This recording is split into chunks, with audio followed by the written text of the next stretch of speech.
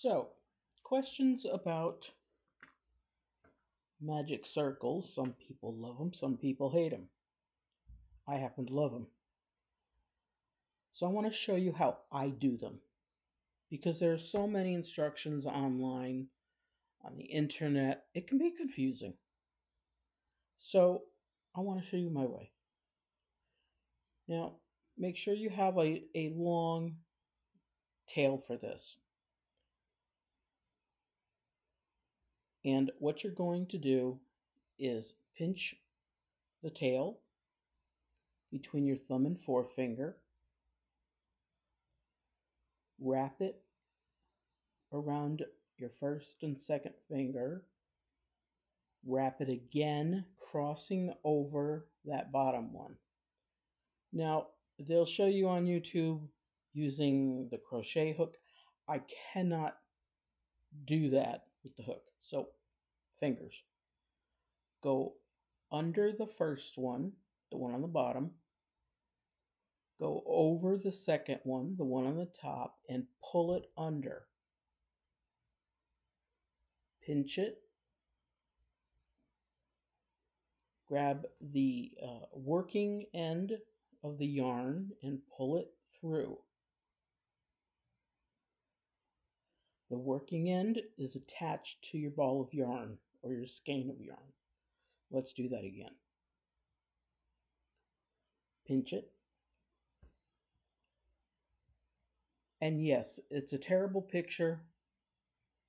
It's just the cheap camera that came with the computer, and I'm just learning how to use it. The yarn is gray, so you're not seeing things that you're not seeing. Pinch it, thumb and forefinger. Wrap it around your first and second finger. Wrap it again, crossing over that bottom one. See, it crosses over. Go under the bottom one. Grab that top one, pull it under. Stick your fingers through, or your crochet hook, whatever you want.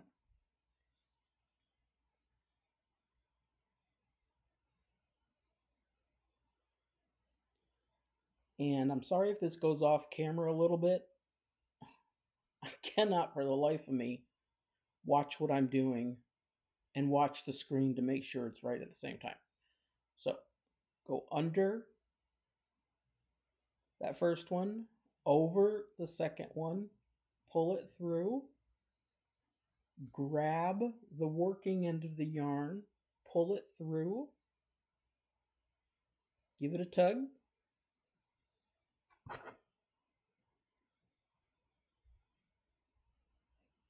Make that hole a little bit smaller. Get your hook in there. Pull the working end. Don't pull the tail at this point. Pull the working end to cinch it onto your hook. Sorry, my hands shake a little bit, and I'm developing a stutter in my old age. I don't know why. So bear with me. Now we're going to do the first row of a granny square. I use this circle for the granny squares and for shawls. So you want to keep hold of the circle where the tail is. Make sure it doesn't move. You don't want it to move unless you want it to move. And I'm going to chain 3. 1, 2, 3. I always count this first chain as your first double crochet. I just think it looks better that way.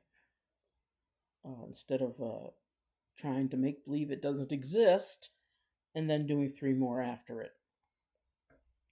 So yarn over, go through the hole, pull up the yarn over, pull through 2, yarn over, pull through 2, yarn over, through the hole, grab the yarn, pull it through, yarn over, pull through 2, pull through 2. It always reminds me of when I was little and learning how to tie my shoes. Rabbit goes in the hole, rabbit goes under the hole. Here are the rabbit's ears. Kind of like that. And for the first corner, 1, 2, I like 2 chains for the corners. I think 3 makes the space too big. And if I do 1, I tend to lose the corners. So 2, and let's do the second row. A second set of doubles.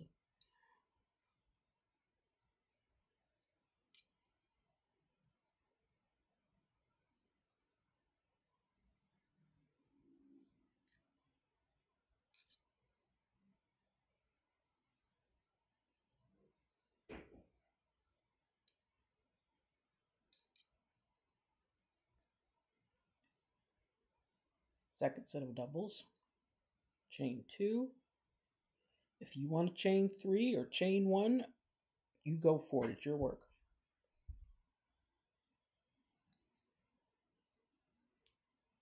So, third set of doubles.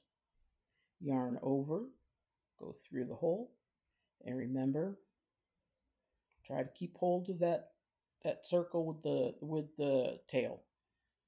Yarn over, pull through, yarn over, pull through 2, yarn over, pull through 2. Yarn over, through the circle, yarn over, pull through. Yarn over, pull through 2, yarn over, pull through 2.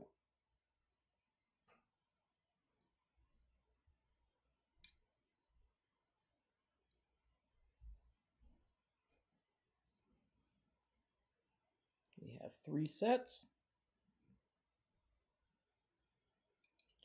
Be careful not to catch the tail instead of the working end. You can pull the thing apart to release the tail and do it right, but try not to. Believe me, I've done it. See, right there.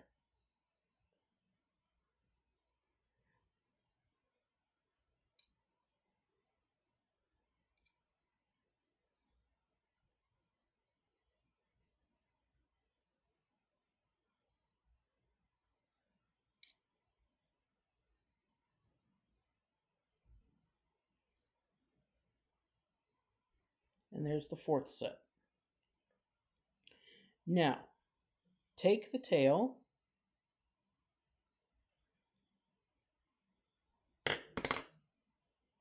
hold, and you're going to cinch it, I cannot say that word. Pull the tail so that that center hole is nice and tight.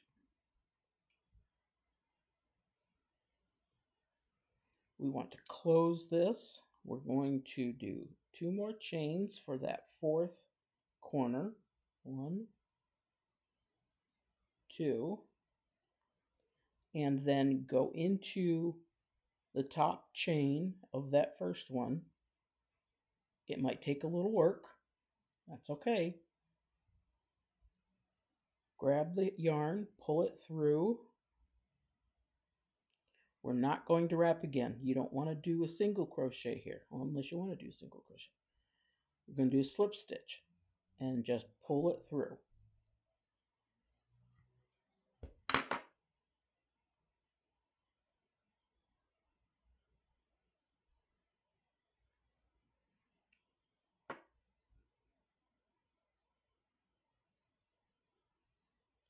Now, as you work, as you continue the work, the hole may become a little bit bigger, and that's okay.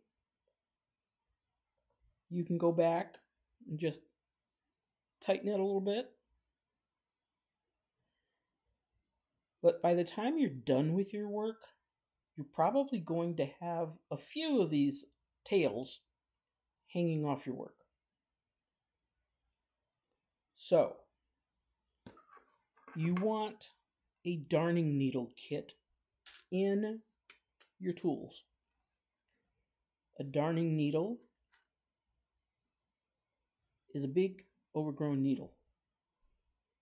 It's got a large eye and a blunt tip, and they come in different shapes and sizes for whatever you're doing.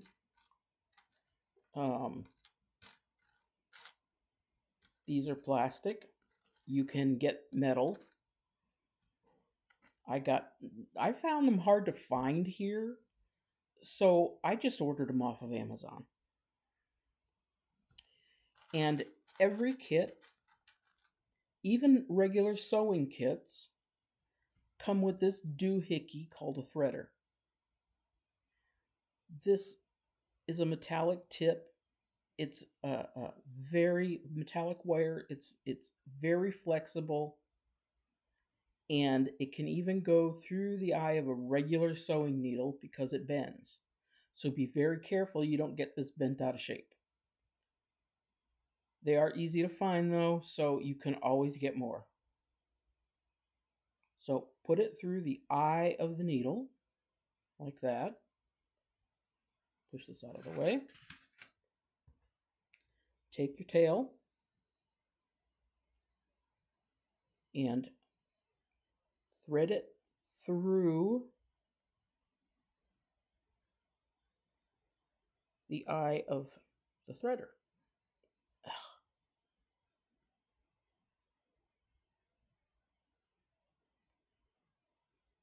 Just like that. And then pull it back through the eye of the needle.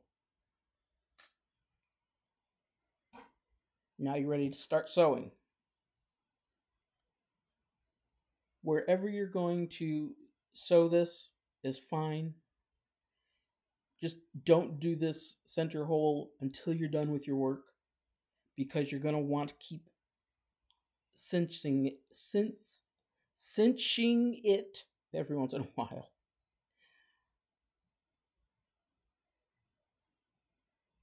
So sew it underneath.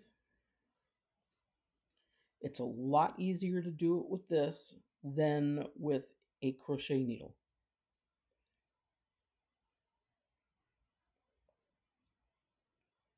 Because sometimes the crochet needles just won't fit. Pull through. That just makes it nice, and you can snip the tail there to make sure the tail doesn't come out from underneath very easily. You go back over what you just did. Don't go through this because you're going to take the tail out. Skip it and go through the next stitches.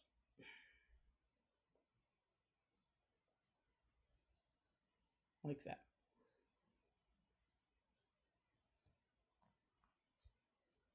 Just like that. Then snip your tail.